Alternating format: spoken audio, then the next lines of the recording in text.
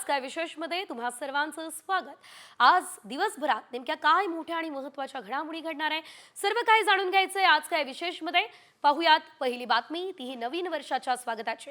आज 1 जानेवारी नवीन वर्षाची सुरुवात झालेली आहे। देवदर्शनाने अनेक ठिकाणी नवीन वर्षाची सुरुवात करण्यासाठी राज्यातील प्रमुख मंदिरांमध्ये भाविकांनी मोठ्या प्रमाणात गर्दी केली। शिर्डी, पंढरपूर, दगडूशेठ मंदिर, सिद्धिविनायक मंदिर या ठिकाणी सकाळपासून भाविकांनी सकाळपासूनच रांगा लावलेल्या आहेत। दुसरी बातमी आता एसटी महामंडळातल्या घोटाळ्याची आहे, कारण राज्य परिवहन महामंडळात 2000 कोटींचा घोटाळा झाला ही माहिती सूत्रांनी दिली।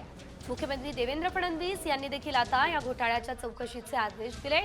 एसटी महामंडळानं 1310 इतक्या बसेस भाडेतत्वावर घेण्याचा निर्णय घेतला, मात्र हा निर्णय सरकारलाच अंधारात ठेवून घेण्यात आलाय, त्यामुळे आता हा घोटाळा समोर आलाय।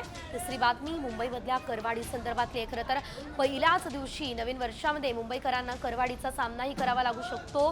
बेस्टचं तिकीट आणि पाणी सुद्धा महागणार आहे, तर मालमत्ता कर, कचरा निर्मूलन करात वाढ होण्याची शक्यता नाकारता येत नाही। एकंदरीतच यंदाचं हे जे वर्ष आहे नवीन वर्ष महागाई खरं तर या वर्षात वाढणार असं सध्या तरी सांगितलं जात आहे। करदात्यांना सुद्धा फटका बसणार आहे।